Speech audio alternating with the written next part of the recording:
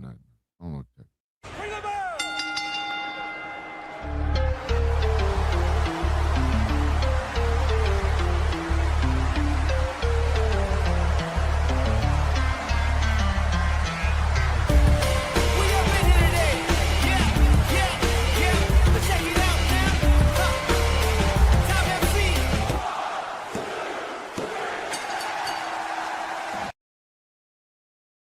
Man, that ain't my fault, man. I ain't high enough for this shit. You dog, you gonna need fentanyl.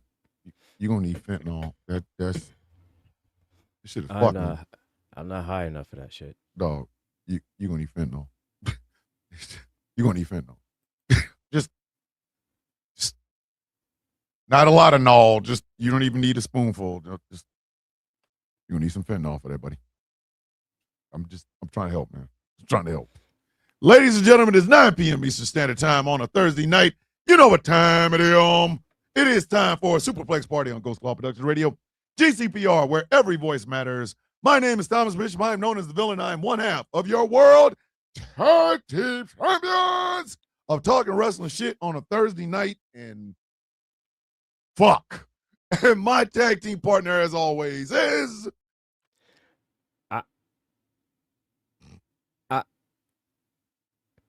Currently, I'm confused, but my name is Gilbert. I'm the Angry IT Nerd. I'm the other half of the World Tag Team Champions of talking wrestling shit, and I hate you.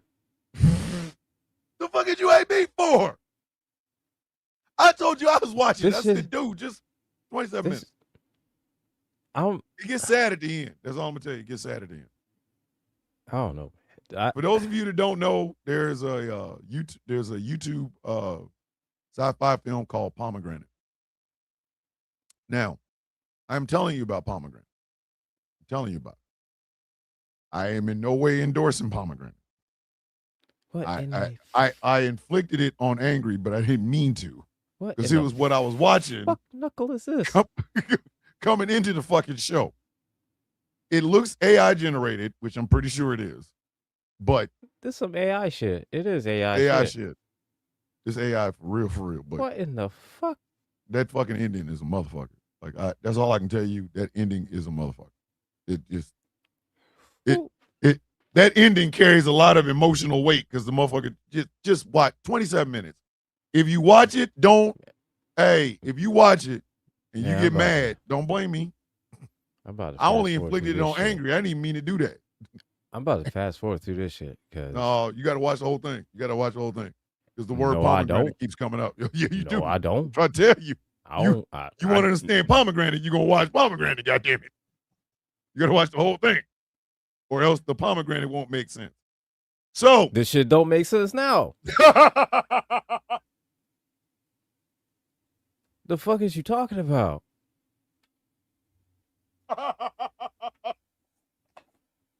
So skipping to the end is not gonna ease my confusion any less. I mean, the fuck is you talking about? So, you got to watch it because oh boy, you got to watch it because you're not gonna understand it. I don't understand it now. What the fuck is you talking about? No, it's 27 minutes. Just pomegranate. Like I'm skipping through it, man. See the fish yet? I'm treating this shit like Monday Night Raw, man. I'm skipping through it. That's what I'm saying. I'm putting this shit on. I'm putting this shit on fast forward and skipping through it. Okay. Speaking of Raw, what the fuck was that? Listen, hey, Trip, you got to stop, man. You're killing us. I skipped through most of it. You're fucking killing us. I'm not gonna lie. I mean, I fast forwarded most. I did. Right now we are symbiotes, and you keep playing loud bells. You keep making all the loud sounds you want. You're fucking killing us. Okay. What the fuck was that? What the fuck was that? That was the. That is Baron Corbin feeding Roman Reigns dog food. That's all it was, man. That Tony shit Khan. was cheeks. Tony Khan, this is your moment. Right now. Right now, Just Tony. look better, motherfucker. This is your moment right now, Tony Khan. Oh, and by the way, Mike Bailey is a motherfucker. Kenny Omega set up for a goddamn V-trigger, and Speedball jumped his motherfucking ass right over the top rope, right in his face. And look here. First of all, that little motherfucker something. First of all, Speedball Mike Bailey, he need to put some goddamn shoes on, because I'm tired of seeing the motherfucker walk around with a goddamn bare feet in the motherfucking ring. I hate that shit with a fucking passion. I've always hated motherfuckers that wrestle barefoot. I love Umaga, but goddamn it, put some fucking shoes on. Love Yokozuna, but goddamn it, put some fucking shoes on. Wait a minute, I cannot fucking stand that shit. Wait a minute, you weren't a big fan of Kevin Von Erich? The natural one? What was the? So what did they call? What did they call? No, Kevin Von Erich. Fuck the motherfucker. All he did is just wrestle in the fucking in his goddamn underwear or a Speedo or just whatever the fuck he could get at the goddamn Walmart. I mean, what the fuck? Kevin Von Erich. They called him something. What did they call him? What was? Because I know Kerry Von Erich was not the Texas Tornado. That's that shit. Yeah, he was. He was the Texas Tornado. Yeah. In World Class Championship Wrestling, he was called the Texas Tornado. No, he couldn't have been. No. In he was like the modern day warrior or some shit like that. He'd always gone by his name. Was Kevin's nickname? He'd always gone by his name. Yeah, Kerry didn't have a nickname. Kevin did. Kevin was called the modern day something, and they called him the modern day something because he was barefoot. Like, okay, and motherfucking Matt Riddle copied his whole goddamn ring attire. Matt Riddle copied everything except Kevin didn't smoke weed. Kevin has never hit the blunt. But they called him something. Fuck, what did they call him? The modern day something. Shit. Because his ass was barefoot and shit and flopping around. And you know what's fucked up? Nobody ever steps on the toes of barefoot people. When you wrestle barefoot, you would think your opponent, that would be the first thing they do. Step on your fucking toe. Smash the motherfucker and then watch you hop around. You ain't got on no boots, man. That's what I'm doing. That's the first fucking thing I'm doing. Collar tie up, stomp on your toe. Is your stupid ass at the side of you gonna walk in here barefoot? No, what was the consequences? What's the other dude, the black dude's name in AEW? Not Mike, not Speedball Mike Bailey, the other one. Kevin Knight. Kevin Knight. Kevin Knight's a motherfucker. I saw Kenny Omega go back for one of them V-triggers, but when he went back to the back of the rope and thought he was running up, fucking Kevin Knight jumped over the rope and hit him in the face with a TNT championship. Listen, Kevin Knight versus Javon Evans would be one of them matches that you would need to go to a chiropractor afterwards. So little motherfuckers. Listen. No, look here, man. That is an actual fair, accurate description. You know what I'm saying? Because Kevin you look at the shit. Because I mean, hell, I looked at the last Javon Evans match and I was like, oh my god, that shit hurt my back, and I wasn't even. Like I see this motherfucker doing all the shit he doing. I was like, I know you gonna fuck your back up by the time you 30. By the time you're 30, bitch, your back is gonna be fucked. If it's not already now. Well, fucking Javon Evans looked like a dude that I had a fight with in 5th and 6th grade. He looked like Ronald Dean. Like the first time I saw him with braids, like the first time I saw Javon Evans, I said, "Did Ronald Dean lose some weight and get some braids?" I was instantly gonna be against him. He looked just like Ronald Dean. But what the fuck? Who is writing Raw? Who the fuck's writing this? Whoever you are, quit. This is like a not writing. Just quit the internet. Who is it related to Vince Russo or something? Jesus Christ! What the fuck was that? What the fuck was that?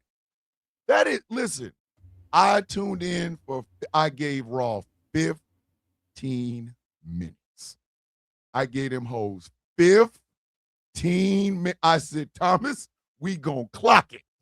I went and I said, I told my phone, give me 15 minutes.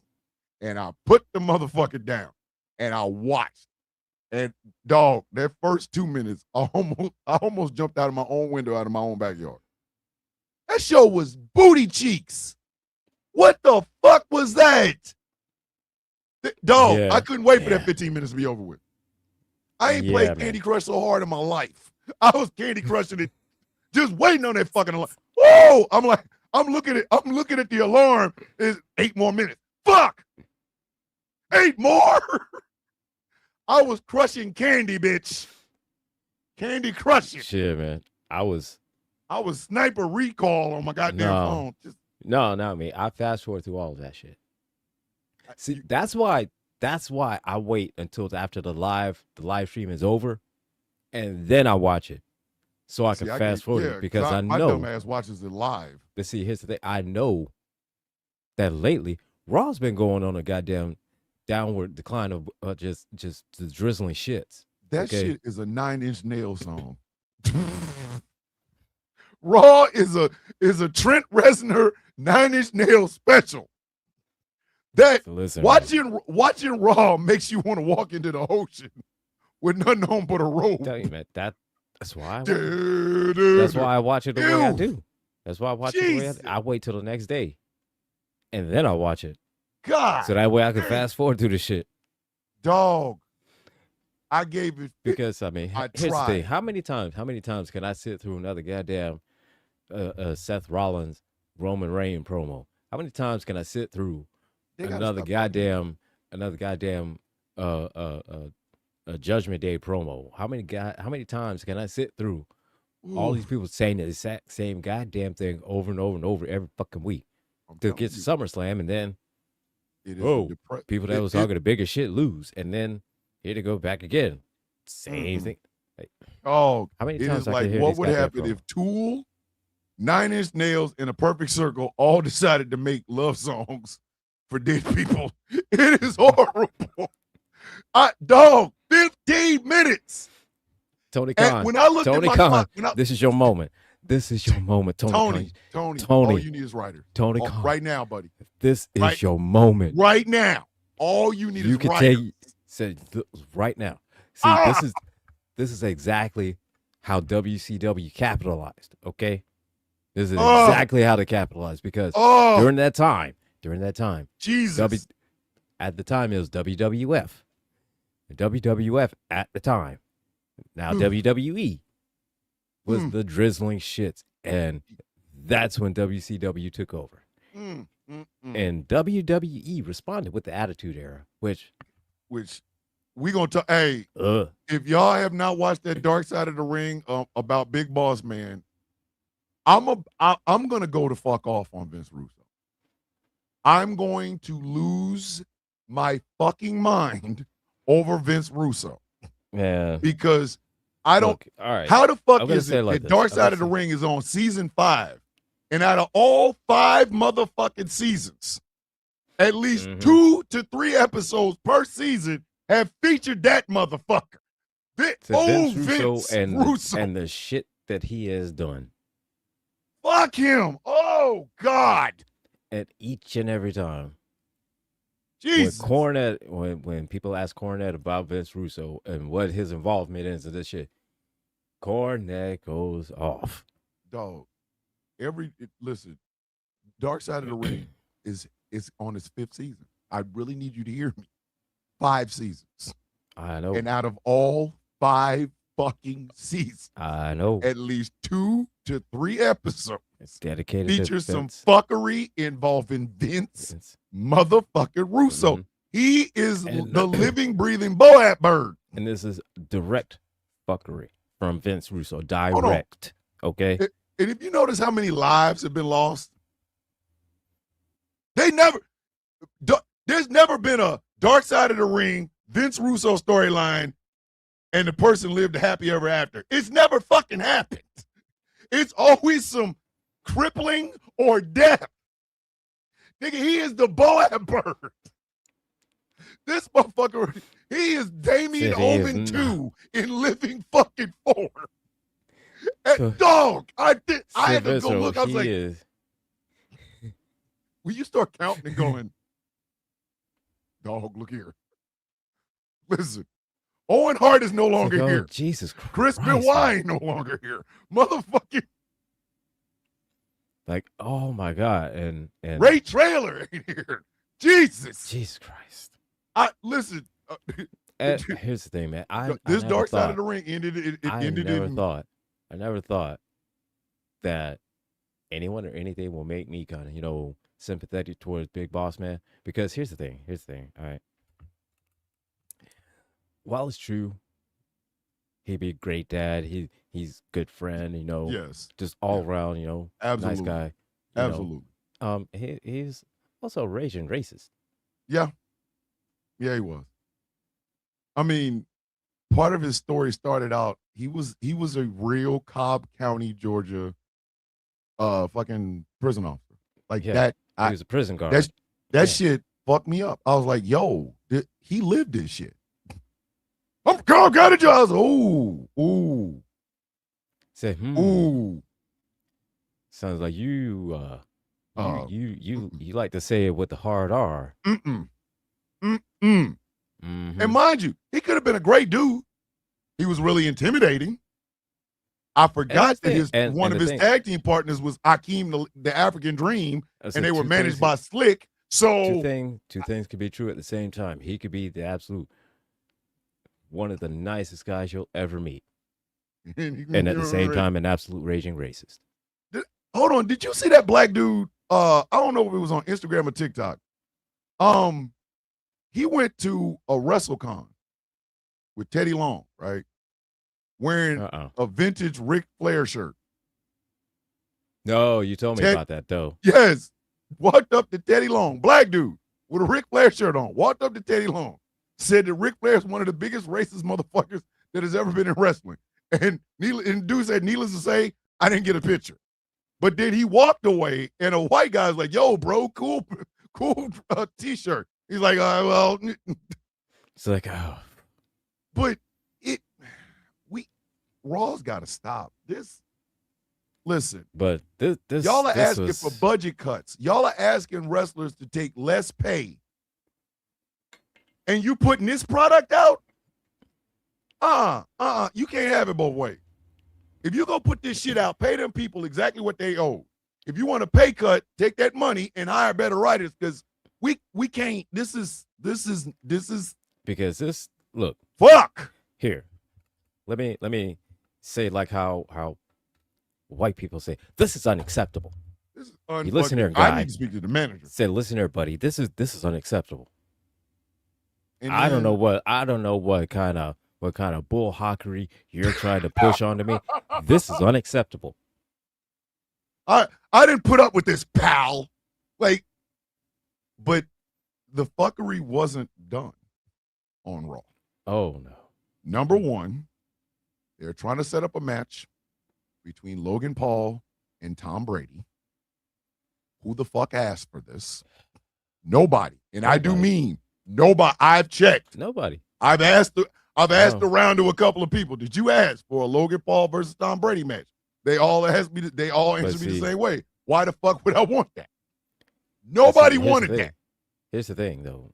I mean, TKO, from what I've seen and what dirt sheets have been saying, TKO don't give a fuck. TKO thinks that, hey, let's throw us a lot more celebrities here and we'll get more eyes and make more money. TKO don't give a fuck. But that's not even the motherfucker that really pissed me off that they brought in. Because this past Monday, Raw brought in Ryan Garcia, a boxer who is a racist and a woman abuser. What in the fuck? He's MAGA, a racist, and a woman abuser. This motherfucker on a live stream said, let's dig George Floyd up so we can kill him again. He said it. Not me. He did. I hate niggers. I hate niggers. Why are we doing this? And that's who you brought out with Dominic Mysterio. You see what I'm saying? I That told you. that guy. And he cut that fucking mustache, we wouldn't have Ryan Garcia in the ring, man.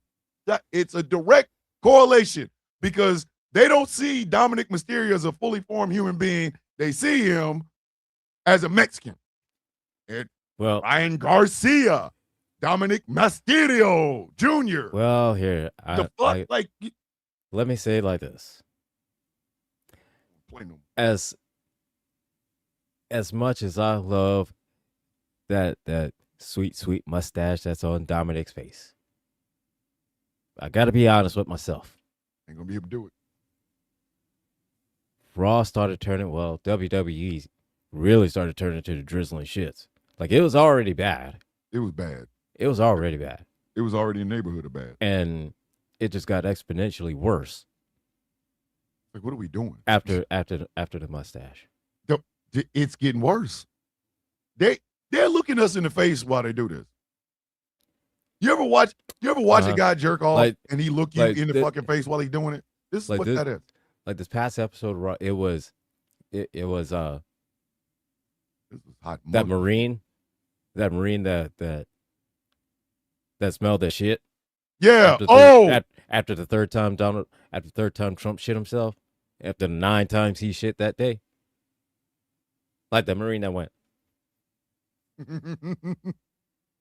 That's what Raw is. God. That's what Raw is. That was what Raw is. It was confusing. Exactly. It was confusing, and it was ass, and it was shit everywhere, but you didn't know where it was. But it was just exactly everywhere. Like it's. We're going back to the time where Raw had rotating celebrity hosts. Oh, remember they brought the Reverend Al Sharpton in to host Raw one time? Uh-huh. Why the fuck? Remember that? They brought in Bob Barker. They brought in Jeremy Piven from Entourage. Seth Green. They brought in John fucking Stewart. Like, we're going back to that. Are we really going? Is that the location for the? Is that the destination for the location? Is that where we're really going? Is this what we doing? This was popping in 2020 fucking 6. And said we doing some shit that we did in like 07, 04, 05. And be honest. This what we doing. Do you remember any of the matches? Dog, I gave it 15 minutes. I gave it between almost 2 motherfucking commercial breaks. I gave it 15 minutes. And when I tell you I vacated after that 15 goddamn minutes, Lord. Well, no, the Sol Ruca and Raquel Rodriguez match I remember because Raquel Rodriguez broke her fucking nose. What the fuck are we doing? You know what? I want to feel bad for her, but she MAGA, so, you know. I mean, I don't really. I'm just saying. Make Raquel's nose great again. I don't know. That's the only thing that I remember is that match. And it's because of that. It's because she got her nose broke. And I'm like, that's what you fucking get. I mean, that was wrong. It was wrong. Society says it's wrong. All right. I know as a human being, it is wrong. But the bitch shouldn't be MAGA. That's all I'm saying. The bitch shouldn't be MAGA. She shouldn't be MAGA. The bitch shouldn't have been MAGA. Listen, Becky Lynch broke her nose and became famous. Raquel broke her nose and it's now she can't smell the shit that come out of Donald Trump's ass. I mean, I don't know what else to say. Is that she could have sat behind Trump at Lindsey Graham's funeral and she wouldn't have smelled anything. I don't know what to tell you. Like, you know. I don't get it. I don't get it. Why is Raw this fucking bad? I thought all of us was supposed to be happy because the new, Triple H, what did The Rock call it? The fuck it era? I thought we were supposed to be in the fuck it era. Yeah. I mean, they were making strides, brought back CM Punk, Obafemi, Braun Breaker, but and then we're all thinking that doing right now. We were all thinking that when shit goes to Netflix, then all of a sudden Seth freaking Rollins now becoming from Seth fucking Rollins. And I get it. Y'all are still trying to appeal to children, but the problem is the tickets are not matching what's in the fucking ring. I'm sorry. If I pay over $5,000 for floor seats and you put that shit in front of me, So no. I got a Punisher outfit waiting outside. Said no, you gonna have to give me my money back on that. You gonna have to give listen, me my somebody money. gonna give up something. I'm leaving. So Hold on. Do I have to play it? Do I gotta say it? I'm telling you, $1,500 to $2,500 to $5,000 for floor seats, and that's what you give me? Oh no, I'm leaving here with something. Leaving it with something. I'm from around the way. I'm from around the way. I'm leaving with That something. shit is ass meat, dog. No, that was horrible. Like what the? Come on, man. Oba dropped a guy on his head trying to powerbomb him. Yeah. Who the fuck? Yeah, and I don't. And that whole thing too. All right, you want to talk about some racist shit? Some little racist imagery right there. Here's a white man that is locking up a black man in the cage with cops.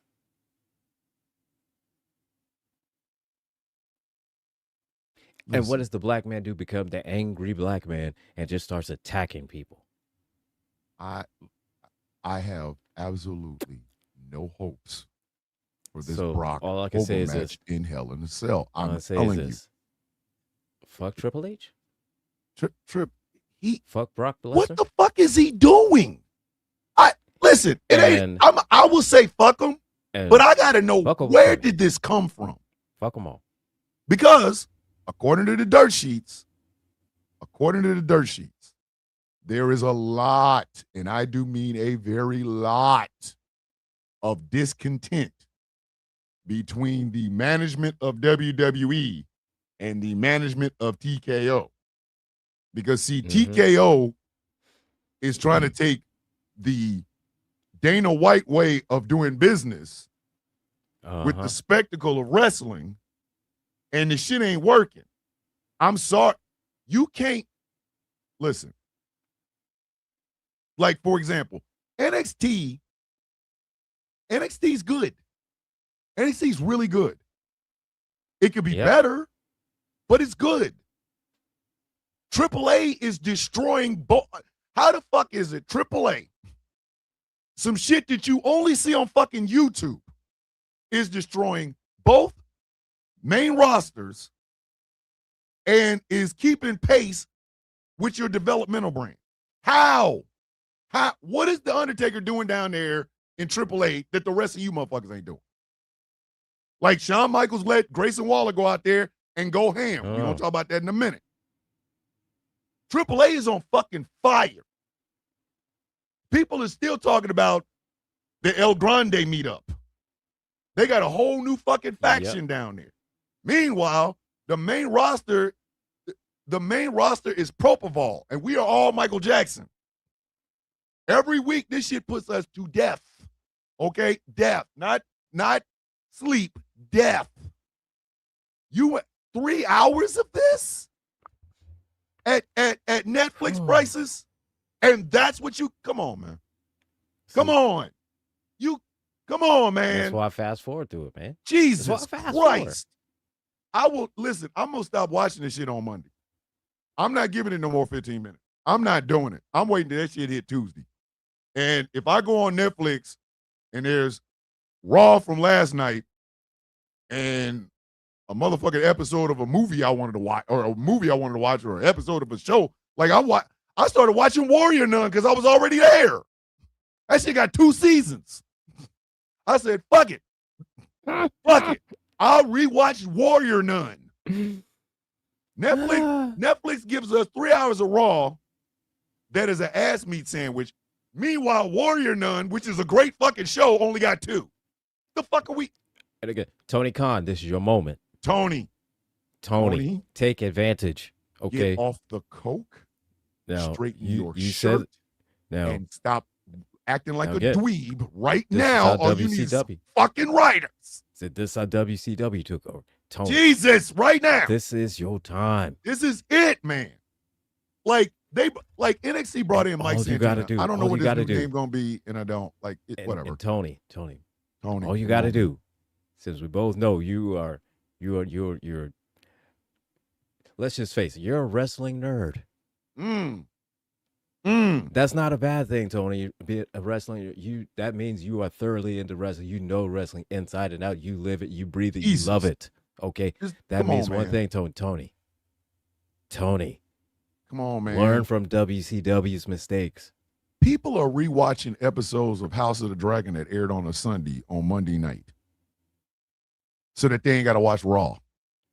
Motherfuckers are more.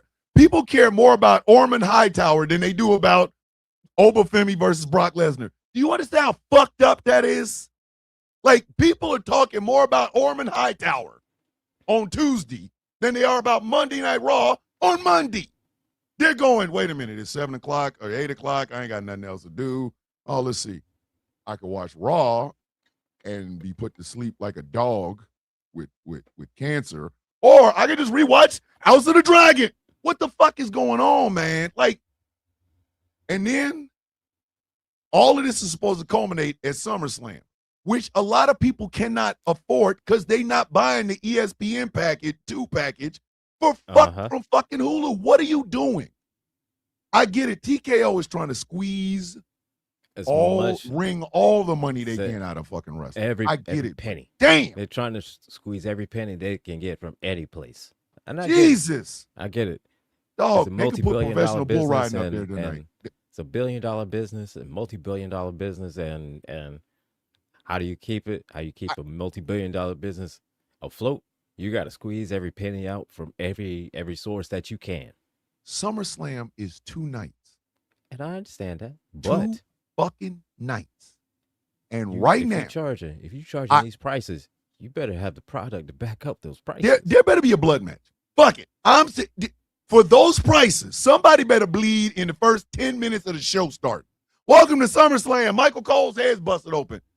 You can't fuck us on Monday, halfway fuck us on Friday, give us some clitoral action on Wednesday, and then ask us to fucking show up on Saturday and Sunday to watch the same shit we just watched over the week. What the fuck are you talking about? No, I'm sorry. No. Right now, AAA has got more motherfuckers. If y'all go back and watch that entire pay-per-view that AAA did, it's on YouTube. You can see the chat. Mm-hmm. Have you ever seen a live chat for a Raw? No. Why? Chat? Because they would not do it. It's one thing to put some bullshit out. It's another thing to get audience participation while the bullshit's out. Could you imagine if they put that shit on Twitch? Oh, fuck no. No. Oh, the comments that would happen on Twitch. Oh, my God. Jesus Christ. Oh, dear God. And with none of them would be some shit like go kill yourself or nothing like that. They'd be like, ooh, don't do that. Don't do that move no more. Like, ooh, retire that. Ooh, it's not fun. I'm sorry. And AEW has a chance to step the fuck in if Tony will get off the coke and hire some fucking writers. Right now, Tony, you were looking at two really, really disinterested fucking wrestling fans. I keep telling y'all, this shit gonna be super crochet party. That's how Raw is fucking it up for everybody else. Man? This gonna be a super mahjong party. What the fuck Jesus, we gonna be in there doing mahjong. Listen, super Sudoku party. I keep playing.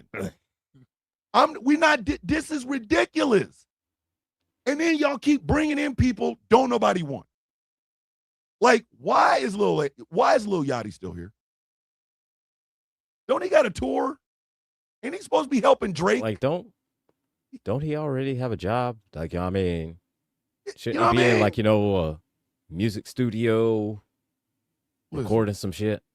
Jay Thomas said that The Polygamist on Netflix is very, very good. My wife watched The Polygamist all in one day. Let me get another fucking Raw like that. Let me get one more motherfucking Raw like that, and I promise you, it's gonna be super polygamous party up in this bitch. I ain't gonna keep trying to talk about what's going on in the ring. I'm gonna go, no, but for real, you got to see episode 2 of The Polygamist. I fucking promise you this. I can't do this. I gave it 15 minutes. I don't remember the match I watched. all I remember is Candy got crushed. I don't even think I looked up after they made the entrances. Like, I'm dead ass. I think I was like, no. Put them peppermints together. Ooh, is that, hold on, them butterscotches? But- Yeah, I couldn't do it. When I But all looked I at say my is phone, this, I said man. I had 8 more minutes. I almost And cried. all I say is this: Trick has the fourth ugliest belt I've ever seen. She got fur on it. The They fourth brought back- ugliest one I've ever seen They is that brought one. back Baron Corbin to this. To You get rid of the New Day, and you gonna bring back, I'm sorry, and Big Cass is coming Big back. Big Cass, yeah. There was a rumor going around that probably Enzo would be coming back too, but I wish the fuck they would. If you bring back I don't Enzo, know. Super Crochet Party. I swear I'm not fucking playing. If that little mealy mouth motherfucker with the microphone at the side of his face doing the shuffle, if I see his ass on motherfucker anything involving WWE, I promise you, Angry gonna talk wrestling. I'm gonna talk Marjan. Fuck around and watch. I won't be able to do it, dog. At that point, just no, because see, the only why thing the fuck did you get rid of Look, the man. New Day if you gonna bring these two big no, motherfuckers? because see, at that point, the only wrestling I'll be watching would be AEW. Jesus. Let them bring that little bastard back. Listen, Simon Gotch told me everything I need to know about Enzo Amore. I never need another motherfucking thing about that man. Broke his leg on a wrist lock. And you go bring him back if you want to. Bring him the fuck back. Mhm. And I said that was a rumor. Big Cass is stretching credulity as it is right now, because that's one big immobile motherfucker. Yeah, that's true. That is one big immobile man. He just Because- long for no reason. Because Big while he's a big man, and while a lot of big men, they don't, they're not doing any Hurricane Ranas anytime soon. Man, this motherfucker makes almost look like Luthez. Yeah. Big Cass is one big immobile long white man. Like that's a long dude. For you to be that big. And just Remember when they had Do in nothing. wrestling just do nothing. yeah, remember when they had in wrestling the big Satnam Singh dude Yeah. in AEW? Uh-huh. And all it was is a series of them grabbing each other's throats. Mm-hmm. Yeah. Yeah. Satnam Singh. Mm-hmm. Come on, man. If Enzo comes back to this, Yeah, Satnam Singh. He's You- he you has about got rid of he's- surefire Hall of Famers for he Enzo has and Cass. the same skill set as Giant Gonzalez. Oh God! Listen, WrestleMania 8 may very well have been the worst Undertaker match in the history of matches. He had Giant Gonzalez, and you would have thought this motherfucker was supposed to die on camera. The way he's thrown back. If you don't lay your big ass down, lay your big ass down. What's all the stutter stepping? Lay down. You 8-foot Jesus. Lay the fuck down. Undertaker gave him one shot. As long as my ass stay black and point to the ground, I'll never forget this. That's when I turned my television on. I was like, I ain't watching this. I gotta put up with this. Listen, Okay, man. I'm a mature adult. I don't have to And put up with this. the thing is, man, that at this point, just be playing in our faces. So That's Triple what's H, pissing me off. he just be playing in our faces, and then That's the part that's pissing me off. That's then the he got nerve to go on Twitter and every place and say that it's the fans' fault. Oh, And word? that the fans aren't focused on the talent. Instead, they focus on the story. They focus on this. They're focused on the wrong thing instead of on. I'm sorry. Hold on. Whoa. Wait a minute. I'm sorry. Wrestling fans focused on wrestling storylines. Ain't that the shit y'all taught us? Shit. Listen, but he's saying Crockett didn't he's need saying the half reason- this shit. No, but the reason he's saying that Jim it's Crockett bad Promotion is didn't need because half we're this. it's because we're focusing on the wrong thing. Oh, I'm sorry, Trip. My bad. Angry, it's our fault. You know, how dare wrestling fans want something like quality matches, a storyline we can follow, a little bit of excitement, maybe some hot matches in the middle on the way to the big pay-per-view. How dare us? I'm sorry. You know, Jim Crockett Promotions had shit going. The Four Horsemen ran Jim Crockett Promotions, and we never had to deal with this shit. There was never a lull moment. Yeah. There was never a moment when the Four Horsemen wasn't fighting somebody. They was fighting 3 or 4 motherfucking somebody. They got the Road Warriors on one side, the Midnight Express on the other one. Right behind the Midnight Express was the Rock and Roll Express. And Tully and Nikita Koloff. Like, bitch, what the fuck are you talking? And what the fuck is y'all doing with goddamn Braun Breaker? You got him stuck in a tag team with Austin fucking Theory, holding those tag titles. Why? Austin Theory. That man is world championship material. Listen, Austin Theory. I said this last night. I might have been elevated when I said it, but now that I am down, I can say this again. Austin Theory is the Jungle Boy of WWE. If Austin Theory and Jungle Boy had a match, the crickets would go home. Crickets would. Austin Theory, I'm sorry. He is listen, for a motherfucker to have a body to look like that and still be boring. He is what Bobby Heenan. He's got a better body than Lex Luger did, and Lex Luger was a boring motherfucker. I'm the telebacker. He can hardly talk. Come on. He's exactly what Bobby Heenan would say is a ham and egger. Jesus. He's a straight up ham and egger. And how much money have they wasted on this fuck? How much? Austin Theory is boring. You saw Grayson Waller. Grayson Waller talked shit about him in his promo.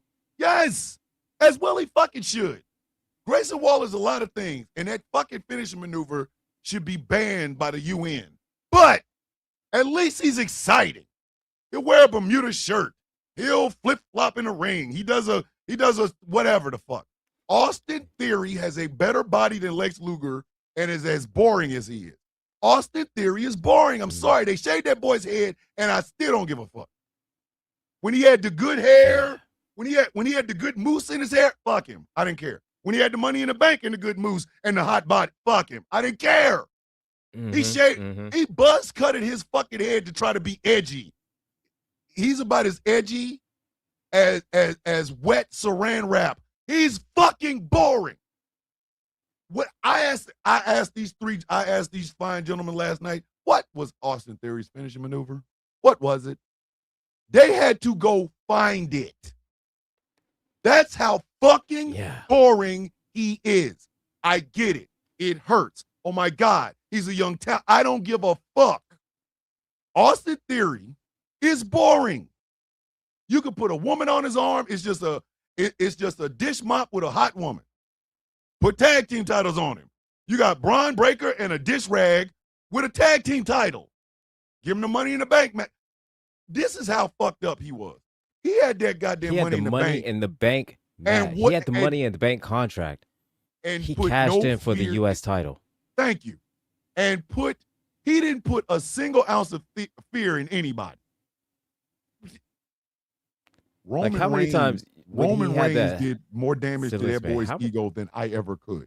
Man, how many times? Jesus. How many times did he try to cash in for the world title and he got his ass slapped the fuck back? Like, he got stole on. Again. He's fucking boring. He's got a money in the bank briefcase. Meaning, if Roman Reigns hiccups too hard in the ring, he can cash it in and be world champion. He looked Roman Reigns in the fucking face, and Roman showed absolutely no fear whatsoever. Roman could have broke his fucking ankle and caught COVID in the ring, and he still would have beat Austin Theory because he's fucking boring. That boy is boring as shit. He's tofu with a buzz cut. I'm sorry, fuck it, I said it. If WWE and AEW had a crossover event, and their opening match was Austin Theory versus Jungle Boy, I'm telling you, turn the lights off. Ain't nobody coming in after that. That's a shit popcorn match. That shit will stink up all of North America. Fuck you. I said that's a popcorn match. That's a eating contaminated lettuce match. That's a popcorn match. Got my stomach hurting. Ooh. So, I got shit on myself. No, that's one of those matches where once it happens, you leave to go get popcorn.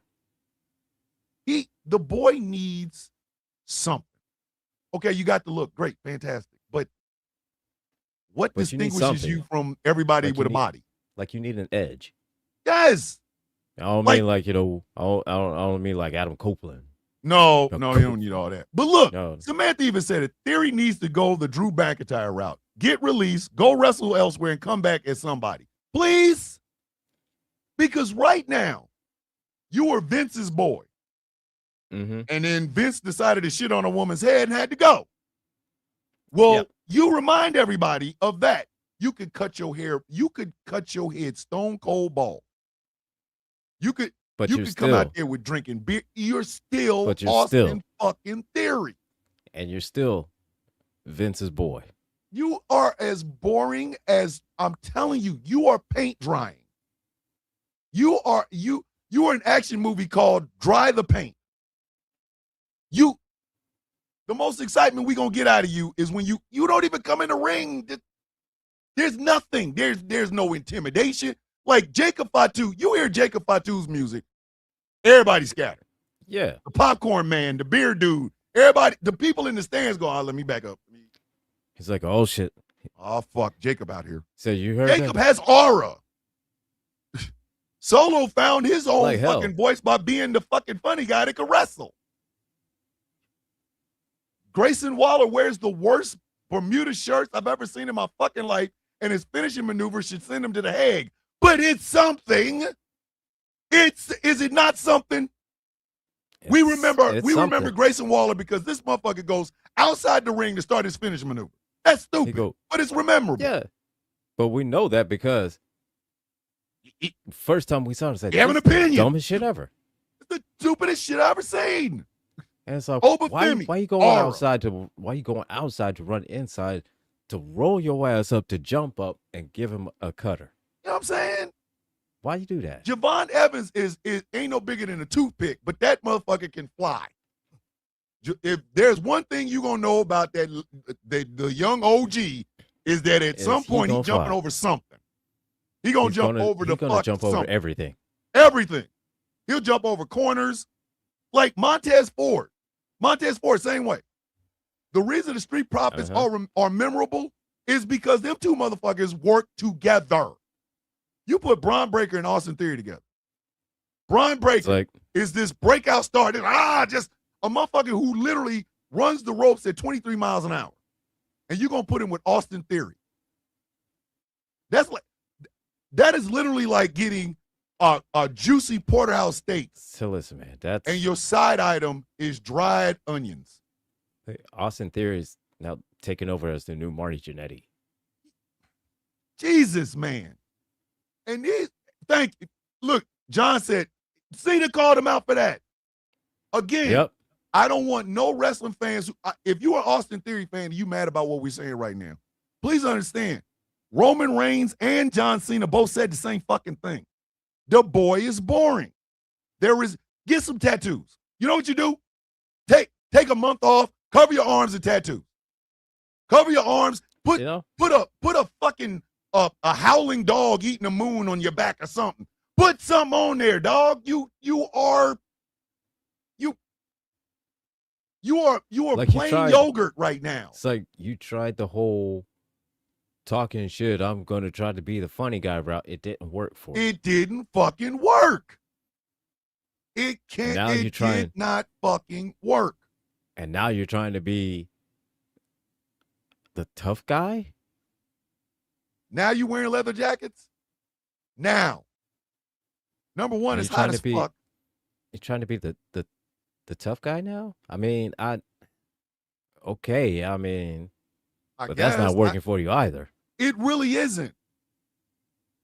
My fucking youngest grandson is more intimidating than you. If I was walking down a dark alley and I saw Austin Theory at the end of it, I'm going to just keep walking. The fuck you going to do? Well, you know I got a body. Bitch, you know I got a gun. Go sit your little goofy ass down somewhere. He's fucking boring. I'm sorry. I get it. Nobody wants to say it, but Austin Theory is boring. And until such time as that motherfucker figure out something, he's not good on the mic. He's not intimidating. He doesn't have heat. The boy always comes to the table as potato soup. Yeah. Even now, at least with Jack Perry, at least now he's starting to become interesting. Yes. It took a long time. It took a long fucking time. But he's starting to become interesting. I'm still not over now. Real Glass Crimea River, but I digress. Austin Theory is fucking boring. And I get it. A lot of people gonna hate that. Well, you know, he's trying. It's the writers. No, it's him. There's no aura with that man. Think about this. Said the writers can only do but so much. Yes. Okay.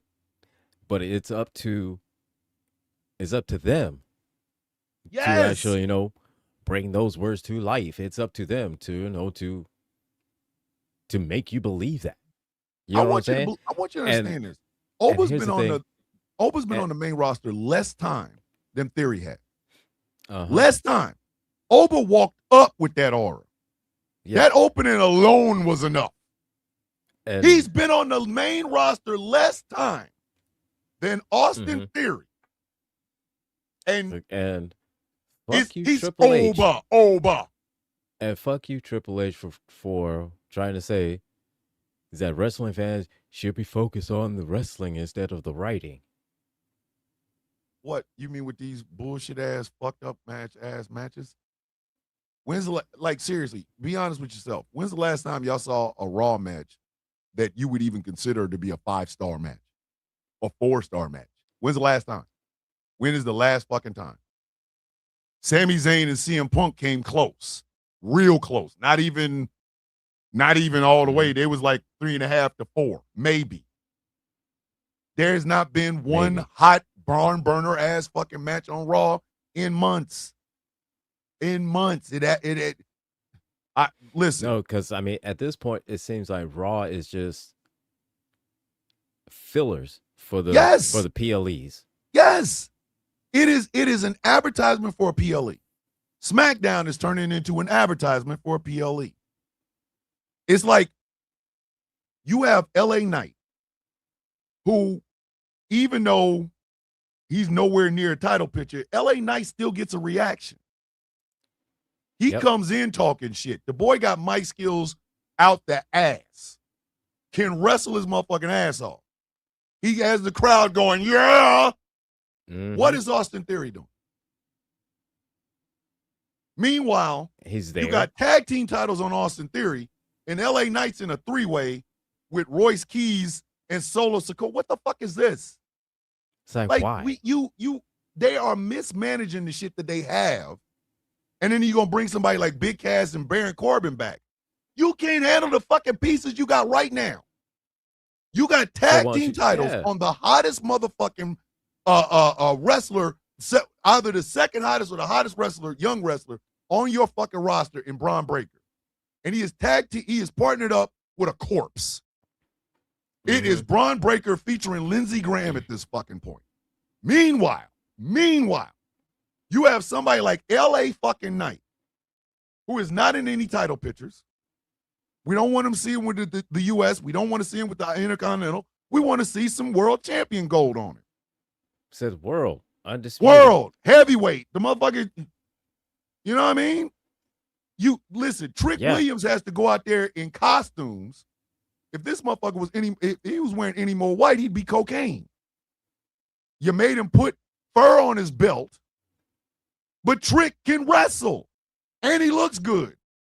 And them as long as that train was at WrestleMania, it was memorable. What the fuck does Austin have? When dudes that came on the roster, on the main roster, that's all he got. Exactly. If dudes that came on the main roster after you have more heat than you do, If a dude who isn't even in the world title picture has more heat than you do, either it's the writers, the wrestler, or it can't. It's not us. It's not. I'm telling you this as a wrestling fan. The dude is dying. It cannot fucking be us. How the fuck you gonna look at us? Austin Theory come out there to literally nothing, no heat. This motherfucker, he is an unlit match. So how is that us when how's that our fault? When everything that Austin Theory does is just like like that's it. That's all we do. It's just that's all we do. It's just the emoji. It's just like he ain't broke nobody's arm. He ain't made no breakout promo. He has done none of this. And how old is Austin Theory? 20-something? Hang on. Don't let him be the same age as MJF. Please don't. In the name of everything that is holy, please do not let Austin Theory and MJF be the same age. Don't. Do not. I am begging you. He is 28. And how old is MJF?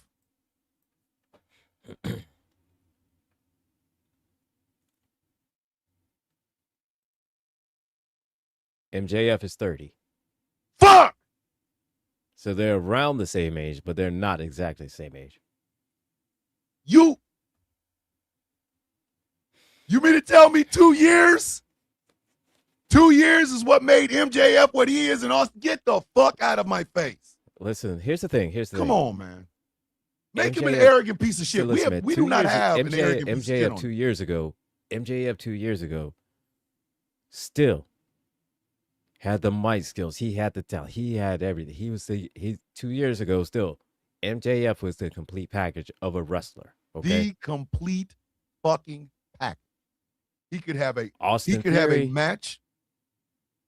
It's not like Austin can't. This is the crazy. The reason it's pissing me off is Austin can, but either the writers or him. It's just they're missing something. It's just something that's just not connecting. If he was bad in the ring, but had the mic skills of Dusty Rhodes Hard Time, I wouldn't have a problem.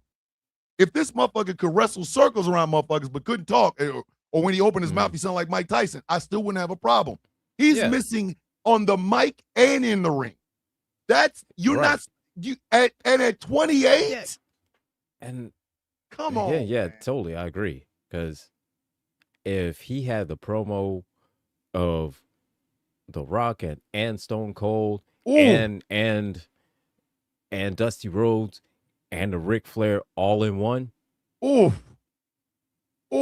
But he was so in the ring, mid in the ring. Meh in the ring. He could connect with people, and we would love it, and we would love to see it. But this motherfucker, had the technical skills of Bret Hart and Dean Malenko and Chris Benoit and Perry Saturn. Chris Benoit and Kurt Angle and Perry Saturn, like all in one. But he was like talk. Meh on the mic. We could accept it because why? Accept it. We don't give a fuck about what he says on the mic. We give a fuck about what happens when that bell rings. Yes. If we knew, if we all knew that every time Austin Theory got in the ring, he was Gunther, nobody would give a fuck. Nobody would give a fuck because you know for a goddamn fact this bitch can't talk. It's like, man, he's meh on the mic sometimes. At best, he's mediocre on the mic. But when he gets in that ring, though, he gets in the motherfucking ring. Like that was the initial reason I like Hook. Hook couldn't talk for shit, so he didn't. But that boy would go in there and hit your ass with 60 different types of suplexes. Yeah, and you going, motherfucker, I didn't even know that was a suplex version. Like he would put you in a cradle and then suplex the dog shit out of you. So I'm like, Hook is badass. And then they put a mic in his mouth. I'm like, ooh. Is that, yeah. Said, now I see why you don't use that mic. Go back to not talking. Go back to not talking with the weird hair. We could. But Austin Theory does not have memorable matches, and he fucking can't talk. Put a microphone in front of him. It's like he got to write the shit the fuck down. And that's the thing, though, and the thing is that he's got the look. He does. Oh, my God. I'm telling you, he's got a better natural body than Lex Luthor. Lex Luger. He has a, I'm telling you right now, he has a better natural body than Lex Luger. But just like Lex Luger, he has limitations. There was not one time in Lex Luger's career where he was the man. It never happened. Because Lex Luger could not give you a fucking barn burner of a match unless he was in the ring with somebody who knew what the fuck he was doing. Like even Sting outdid Luger. They were basically in the same fucking class. They were basically in the same fucking class. This is the same Lex Luger that got intimidated by Bruiser Brody because Bruiser Brody stopped selling shit. Like at one point they had a cage match. Bruiser Brody stopped selling. Lex Luger was hitting him with every fucking thing, and he would not sell. And at one point, he got so scared, he jumped out the fucking ring and ran out the goddamn building. Not bullshitting, go look it up. It actually happened. But Austin Theory is Lex Luger of 2026. Great body. Absolutely perfect looking body. Can't wrestle, can't talk. I'm sorry. He's fucking boring. Night, Jay Thomas. He is boring as shit. And the fucking problem is, he is now holding on to the Raw. The Monday Night Raw show, Raw Tag Team Champions with either the hottest or the second hottest young talent that the WWE has in Braun Breaker. Now he gonna fuck up Braun Breaker. That's it, right? Because guess what? The Street Profits taking them titles back. And here's the thing. Mark my fucking words. And the thing is, with Braun, his promos are meh. His promos are meh. You know, yeah, he has a tendency to forget that there's a microphone in front of him. Yeah. He just want to eat the motherfucker. Like, hey, buddy, slow down, sir. Just no. Yeah, his promos are meh. But in the ring, he is his father and his uncle. Fuck. Both. Fuck. In the ring, Braun Breaker is that motherfucker. In the ring, Braun Breaker is the Steiner brothers. Yes. In one human being. In one goddamn person. And you gonna pair him up with a dude that is piss on a plate.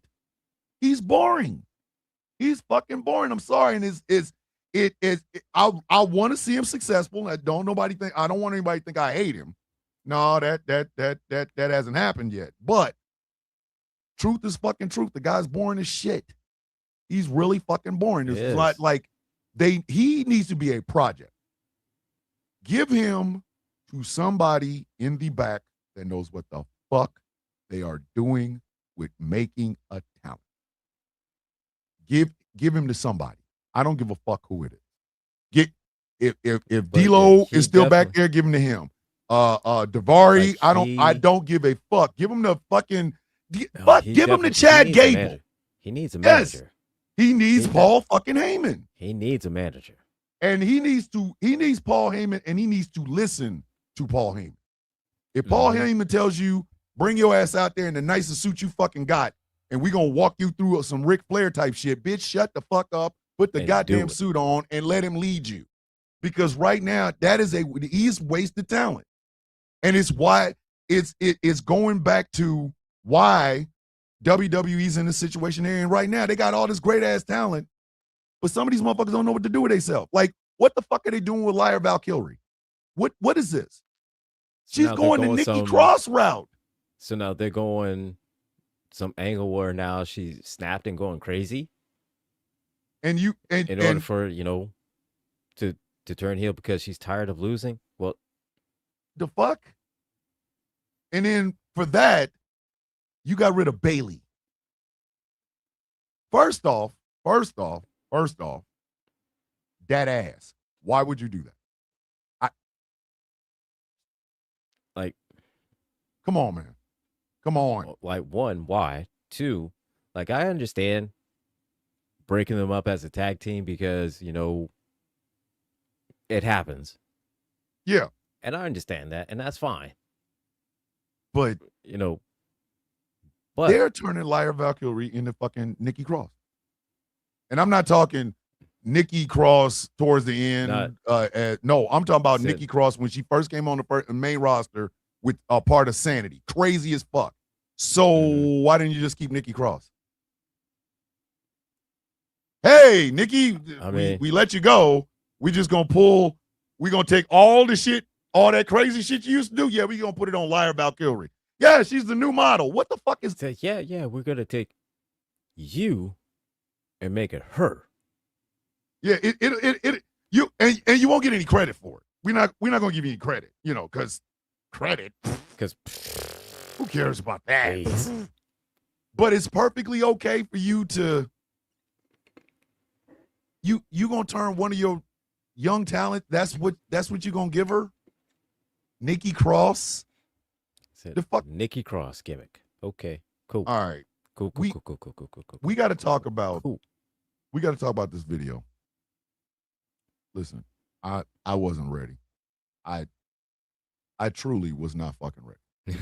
Before we talk about this, if y'all have not seen the animated video that the New Day put out, of the former New Day, the former Kofi Kingston, the former Xavier Woods put out, if you have not seen it, none of what we're about to talk about is going to make any goddamn sense to you. So do yourself a favor, leave the show, go watch it. Because I was not prepared.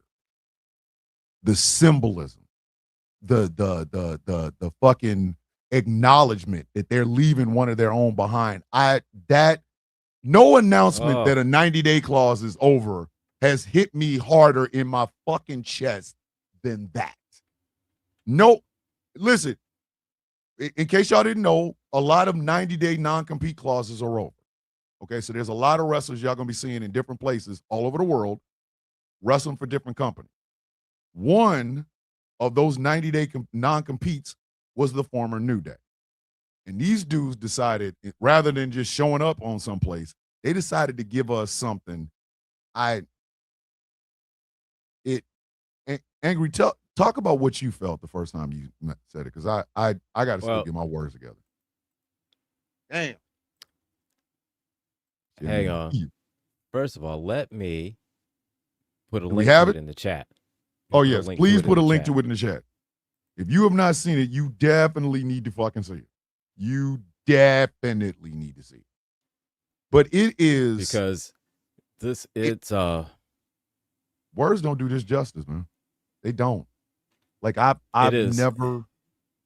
It's one of the most beautiful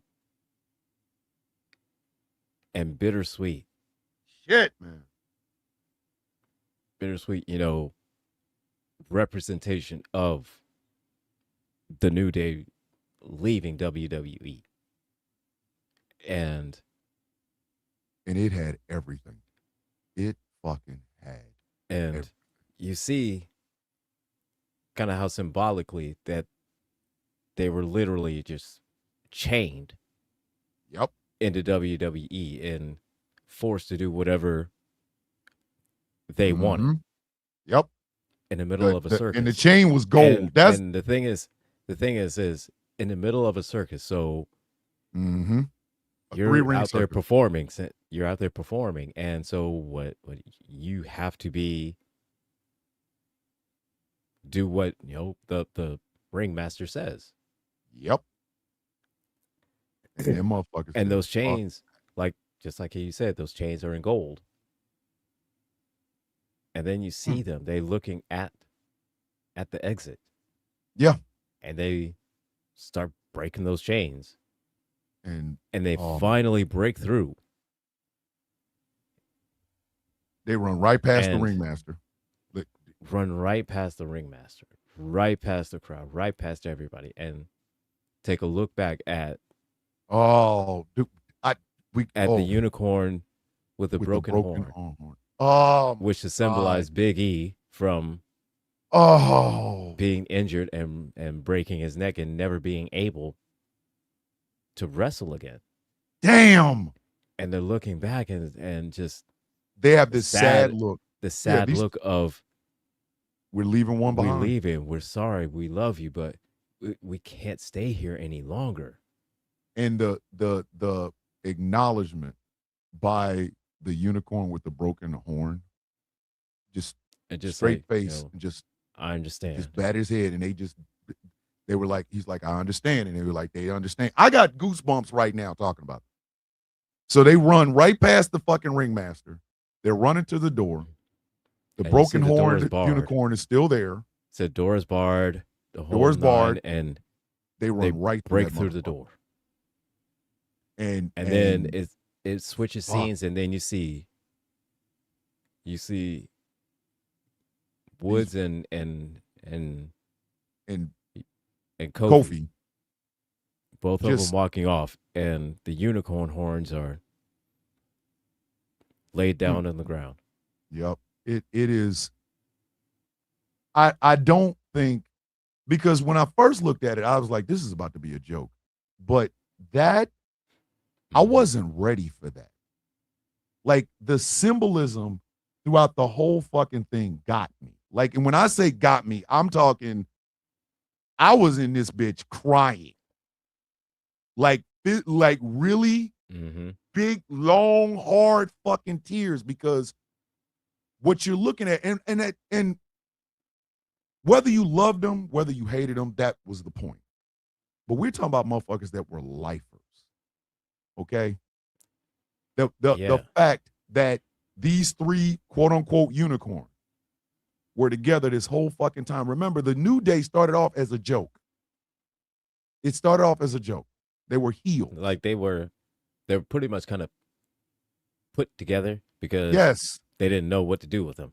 They had no fucking idea what to do with these young men. And they turned something that could have been turned into a joke. Like, it could have just been like some Danhausen level shit. And they made like miracles. You got one King of the Ring and two world heavyweight champions, one of which the first black WWE world heavyweight champion in company history. And if you don't remember Kofi Mania, go back and watch it. If you are too old or not old enough to remember Kofi Mania, go back and watch it for your motherfucking self. But I'm going to tell you that I was not prepared for that. I wasn't. I got goosebumps right now talking about this bitch. That is, and it's like they're announcing, hey, our 90-day compete cause is over. We can wrestle anywhere we want now. And it's not, because wrestlers go different places. The territories used to have this. Yeah. It's just those two guys. Yeah. I'm sorry. The New Day will one day be bringing their ass right back to WWE to go in the Hall of Fame. Period. Yeah. There is absolutely no doubt in my fucking mind that that's exactly what's going to happen. That shit had me really in my fucking feelings. I'm old. I watched these dudes grow up, man. I remember Big E coming in as fucking Nick Nemeth or Dolph Ziggler's Dolph Ziggler and AJ Lee's bodyguard. I remember when Xavier Woods got there, I was like, oh shit, isn't that Consequences Creed dude? Yeah. Kofi with the fake ass Jamaican accent. Right. You know, I remember fucking Randy Orton yelling at Kofi Kingston because he calling him stupid because he fucked up, botched the move. And how many years Kofi had to toil, how many years Xavier toiled, how many years Big E toiled.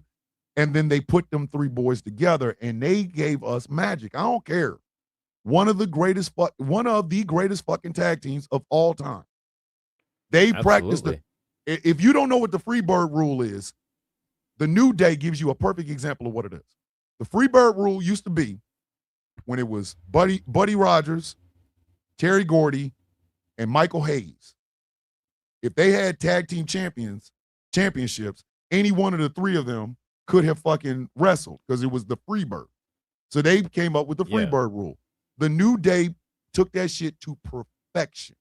Everybody talks about the Wyatt family and the Shield. You got to put the New Day in there. You have got to put the fucking New Day in there. Yep. And to know that they are not only gone, but that they left that legacy and one of their brothers behind. And I think I think the sadness in the faces of those unicorns proved it. Like they knew. And they saw it, and they were hurt by the shit. Like they are really, these guys are not just wrestling buddies. They are really They're friends. They're friends. Their kids raised with each other. They fucking call each other all the Mhm. time and shit. Like when the Shield broke up, Seth Rollins and Roman Reigns were on two different shows, so it didn't matter. And Dean Ambrose or John Moxley was in AEW. Now I don't know. I know Seth goes to Cincinnati, he goes and drops in and says hi to John, because their kids are practically the same fucking age. They've been raised together. I think Roman and John were really close, so I'm pretty sure they still talk. But these are three black men that they changed the landscape, like for real. Like they changed the landscape. Yeah. Like imagine being the first black WWE World Heavyweight Champion, only to then turn around a couple of months later, a couple of years later, and your tag team partner becomes like the third WWE. Yeah, like because I think he got the belt right after motherfucking Bobby Lashley got it. So it was Kofi, Bobby Lashley, and then Big E. And I don't think Xavier Woods ever wanted the world title, so he became king of the ring. Something he had wanted. He said it himself. I wanted to be king of the ring when I was a kid. They are multiple time world tag team champions. Multiple. NXT, SmackDown, Raw. The matches they had with the fucking Usos, jeez. Classics. And that, I'm telling you, man, I just sitting here talking about this should make me want to cry about it. Just sitting here talking about that fucking video makes me want to cry about it. We're never going to, like, I hope one day they come back. I hope WWE's in a better fucking condition when they do. They shouldn't be gone. Or at least I hope they go, either A, they come back, or B, they go to a promotion where they're happier. Yes. Like they got the money. The money part, okay, great. You guys got the money. That's fine. But go someplace that makes you happy. Go someplace that appreciates you. Because I'm sorry, out of all the motherfucking cuts that TKO has made, that one was the stupidest fucking one I've ever seen. The New Day? The New Day? God. These motherfuckers existed for 20-something odd fucking years until y'all showed up. Then it's like, hey, you want to take a pay cut? No, I don't want to take no fucking pay cut. And they were like, well, if you ain't going to take a pay cut, you got to leave. And they left. And damn, man. That's one of them cuts that's just going to come back and bite TKO in the ass. It really is. Mm-hmm. Because unless they get somebody in that truly believes in tag team wrestling, the tag team divisions on both of them shows is dead. It's dead. They really are. The Usos are they're the last ones standing. The fucking Usos. And who are they who are they gonna wrestle against? The Street Profits are good. Do not get me wrong. They are a great tag team. But the War Raiders, great tag team. Yeah, but they're in AAA. They're AAA tag champs. Yeah. There's no rivalry. There's no, I can't wait to buy tickets to go see these two particular tag teams wrestle each other because they have such great matches. They ain't got none of that. Right. You got Braun Breaker and Austin Theory. And all of this because TKO wanted to restructure some fucking contracts, man. Said restructure contracts, basically. They were being paid. Fuck up everything. Fuck up everything. You gonna restructure fucking contracts. They had just signed a new contract, what, a year before that? I believe so. Again, yeah. The shit ain't never gonna make no fucking sense. I don't give a fuck how I don't care how they try to slice it. The shit ain't gonna make no motherfucking sense to me. So when the New Day put that video out, like everybody knew they were gone. Yeah. But there was like that we didn't know, like, whew. And I swear they did that for us. I think the New Day yeah. did that for us. Oh yeah, I do believe they did that. That was purely for us. That was pure, like 100%. Like that. Got it again. If you have not seen it, go watch it because God, and be prepared to cry. Because the whole time you watching it, you got to remember those two unicorns represent the former Kofi Kingston and the former Xavier Woods. And they're leaving Big E there. Mm-hmm. I think that's the one, that's the part of that whole fucking video that got me. That part. When they ran past the ringmaster, I was like, oh, that motherfucker looked like Triple H. And that's who he thought it was running, they was gonna run over him, and them motherfuckers ran right past him. But when they look back, and there's that one, it's one unicorn, that one unicorn with the horn, and he's just right there, and they look back at him, and he just gave him a nod, and they gave him a nod back, and they kept going. That's what got me. That's what got me, because that's the part that got me. Yeah, these are not just three guys that were put together and they really don't like each other. They're family. God damn. Like, so they are true brothers. True brothers. They went to openings and shit and premieres together and shit. These are three brothers. When Kofi won his world title, who was the two that was sitting out at the ring? They wasn't in the back. They were right Them motherfuckers was sitting out front. They were like, come on. Like he wins. Who's the first two people in the ring?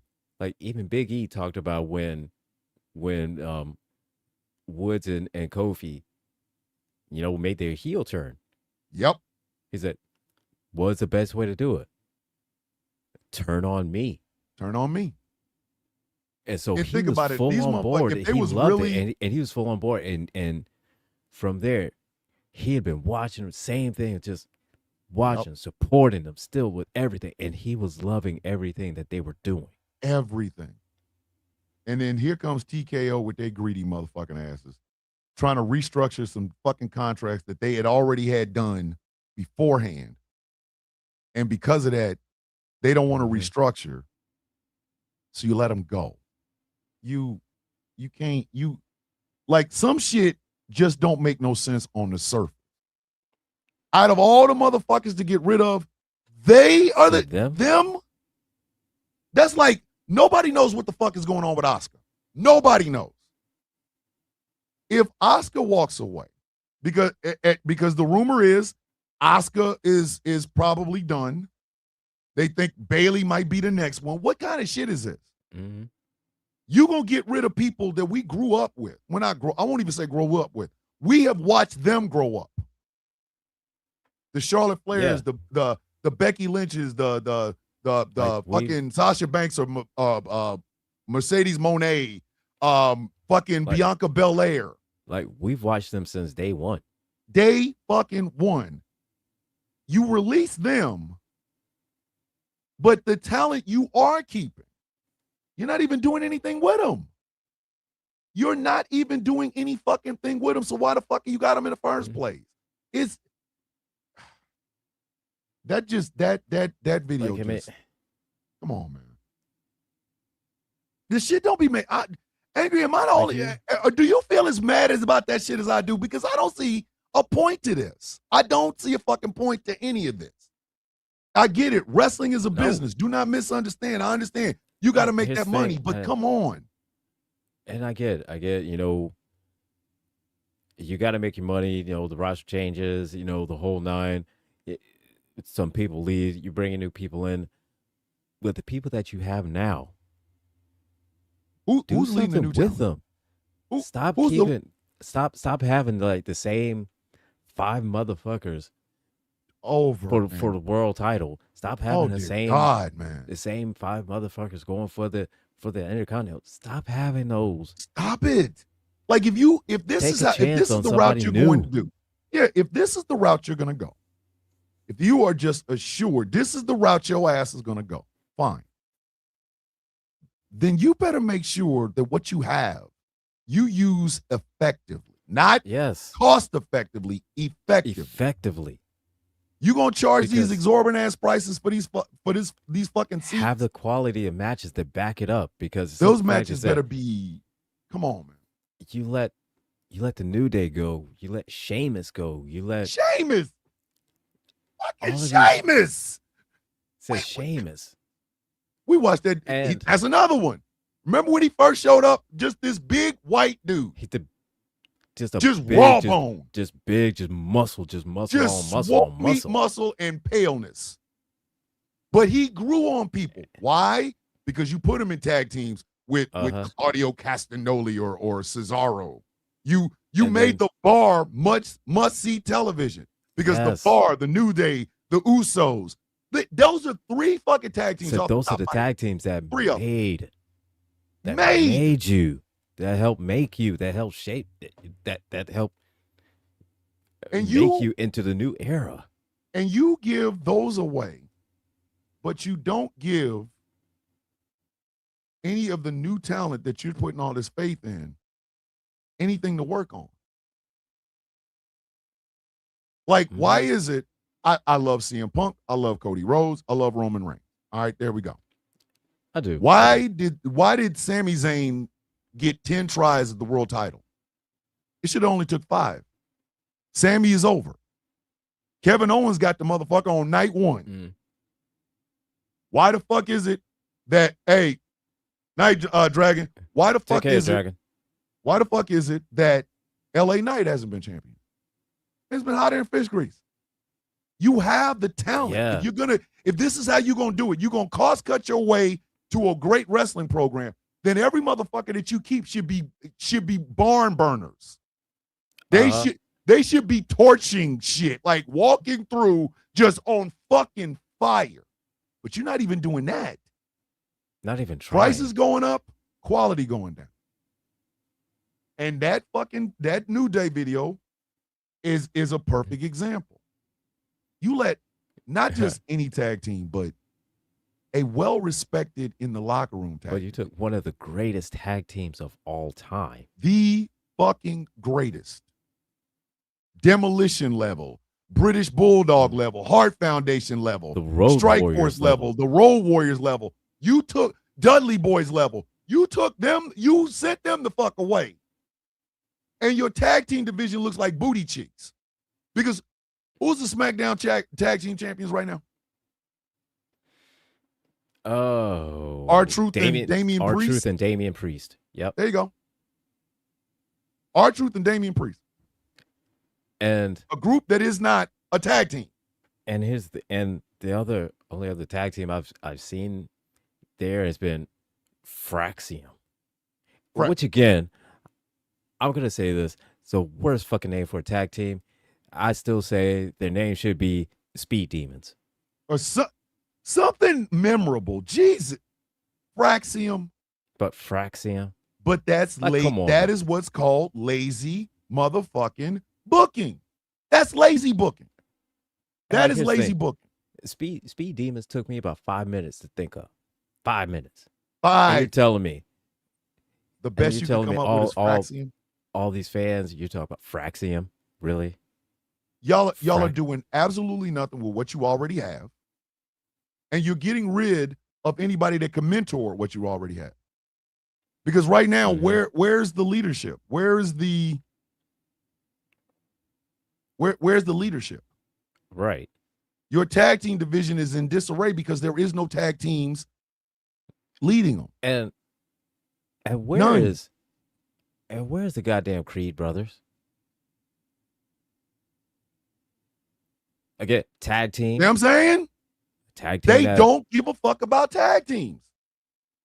Because could you imagine a locker room with all these brand new tag teams being led by people like the Usos or the Street Profits or the New Day or the War Raiders? There's 4 right there. There's 4 right there. That's 8 men, 4 teams that could have revigorated your fucking tag team division. Yeah. Now you get rid of this incredible tag team. And you still got tag team belts? The Vision can't keep wearing them all the fucking time. Exactly. And eventually you're going to want to split up the Street Profits because I know how y'all are salivating over Montez Ford's ass. You've been salivating over the motherfucker for 5 fucking years. Y'all was and salivating every over time his you- ass at NXT. And y'all have been trying to do that shit for years. And they And keep saying and they fuck refuse. you and fuck you twice. They keep resisting. They keep resisting. You had the motherfucking Motor City Machine Gun. And you let Again, them go. Another one. Another team. The best working tag team one of the right greatest now. teams of all time. And you let them them. go? You had them and you let them go. You let them go.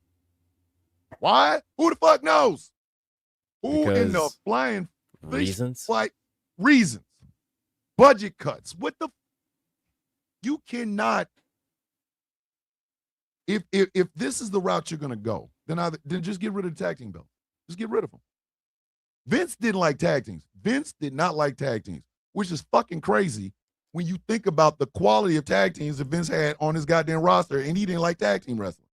Yeah. He's notoriously known as not liking tag team wrestling. This was an industry known since the 80s. He did not like tag teams. But look at what the fuck he had. Like on any during the given time fucking when- roster. Look at what he during had. the time when Vince was doing that over 80s and 90s, he had Demolition, he had the Killer Bees, he had the Dudley Boy. Yeah, he had the Dudleys. Strike Force. He had Strike Force, the he had Hart Foundation, the Hart British Foundation. Bulldogs, the Beverly Brothers, the Beverly had- Brothers, the Steiner Brothers, the Steiner fucking Brothers. the Brain Busters, The Brain Busters.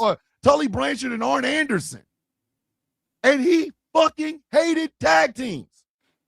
But look at the fucking shit he had. He had Edge and Christian. Edge and Christian, Fucking- he had there. And this was a man that did not like tag team wrestling. Did not. Even when he put a team together, when he just said, oh, fuck it, y'all are together. You got Chris Jericho and Chris Benoit. You got Kurt Angle and Chris Benoit. What? Mm-hmm. And you mean to tell me you going the Hardy Boys? The Hardy cut Boys, all of that shit off. And now you ain't got no fucking tag team division. I don't Let's get talk it. about the dark side of the ring, man. Because this shit once again, But Kofi, Xavier, wherever y'all go, trust and believe. so just know, We rooting for you. I'm watching. I'm Oh gonna my be goodness. watching. We are rooting for you. You motherfuckers have made wrestling not just y'all didn't just make wrestling better. What y'all did with the New Day will never be duplicated. When they talk about those triple the Freebird type motherfucking wrestling groups, everybody's gonna talk about the Shield and the Wyatt family because that's the newest ones that they know. Y'all are right up there with them. Y'all are right up there with them. These are three gentlemen that they weren't at the the classic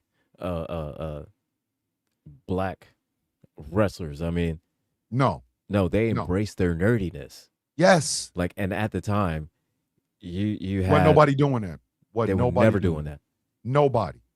Like if They you were black, embraced anime. like if you were black, then you had some kind of gimmick where you were a thug, or you had a gimmick of where you were sports or some kind of sports related or something like that, but mostly thug.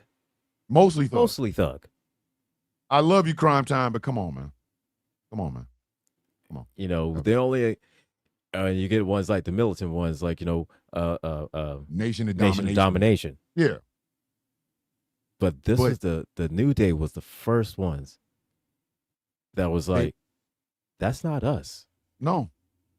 They were good dudes. They loved each other. Said we like had Dragon fun. Ball. They were fucking we nerds. like Dragon Ball. We like Power Rangers. We like, we like Marvel. We like DC. We like they were like fucking these nerds. things. And they played it all up. Bootios, they played that up. The fucking unicorn, They played that up. The trombone. The fucking trombone. As annoying as I used to think that fucking thing was, after this 3-hour debacle that was Raw on Monday, I would give Xavier Woods all the money I got in my pocket right now. Just play the trombone for 2 hours. Burr, burr, burr, just come out on every match. Burr, burr, burr. I would give him all that. Mm-hmm. We got to talk about Dark Side of the But now let's shift gears and talk about. We touched on it a little bit earlier about Dark Side of the Ring with Ray Traylor, Big Boss Man, Big Boss, the Boss, Boss Man, Big Bubba, Big Bubba Rogers. Oh, listen.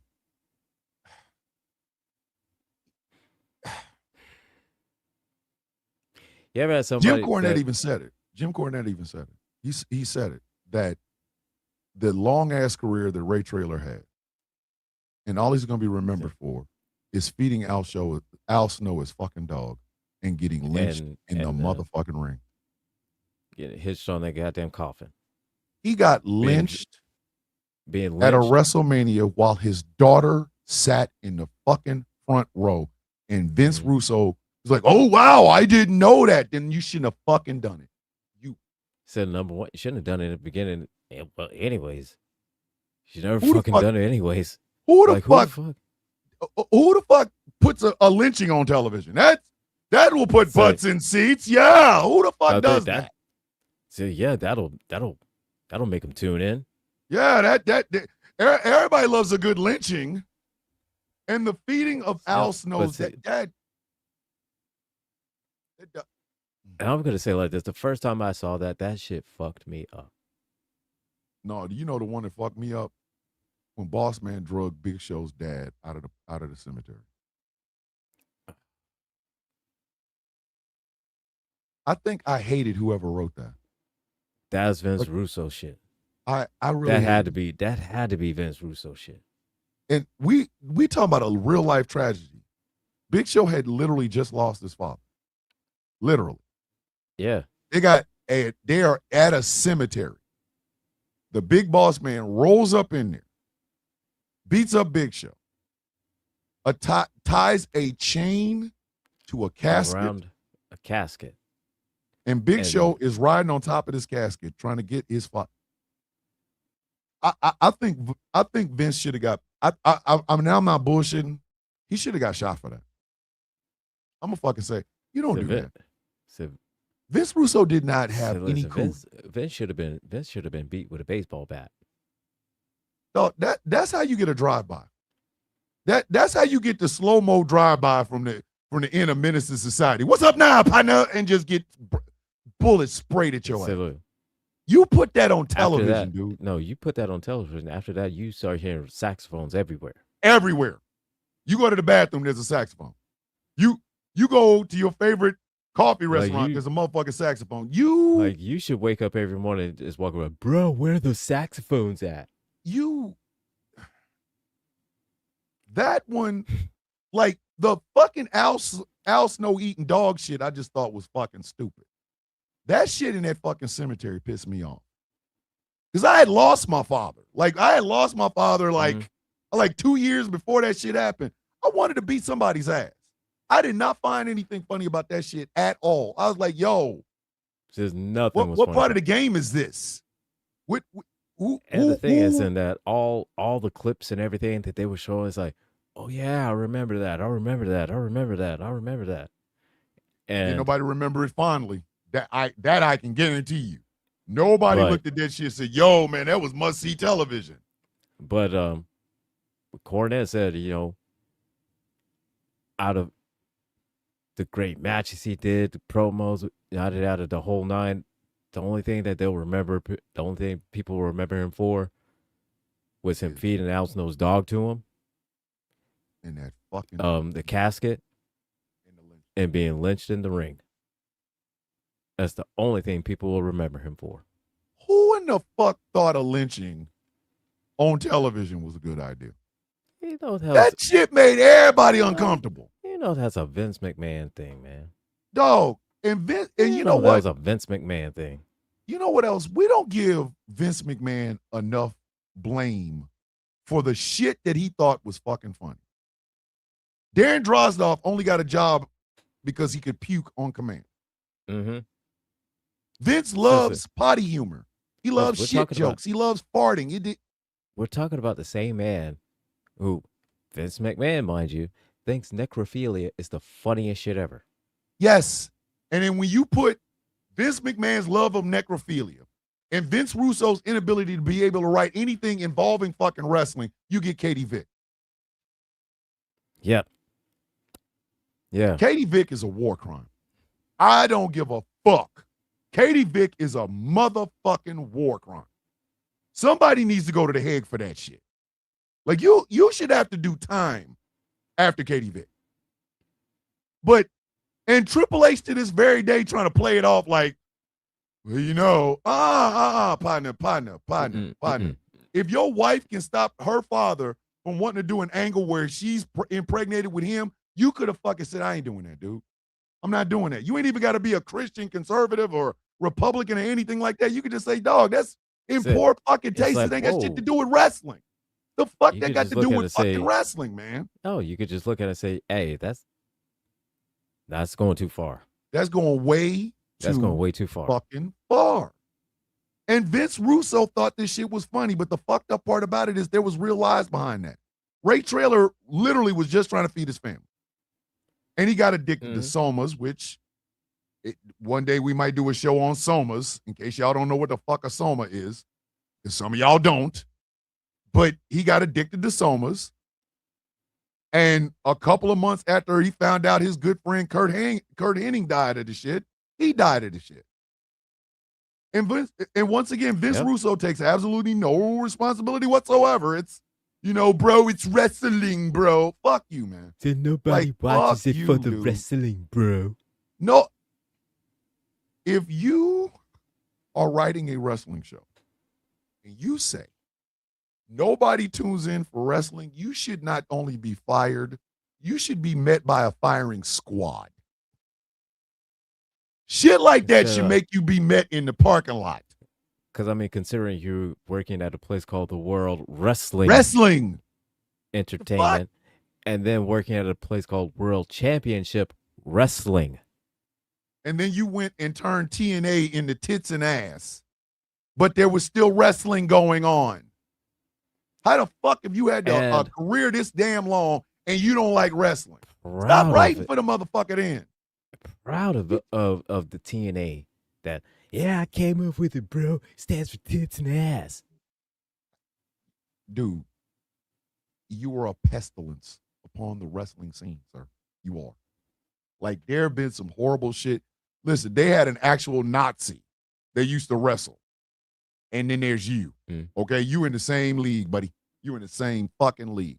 But he fucked up Ray Traylor. He fucked Ray Traylor up. He did.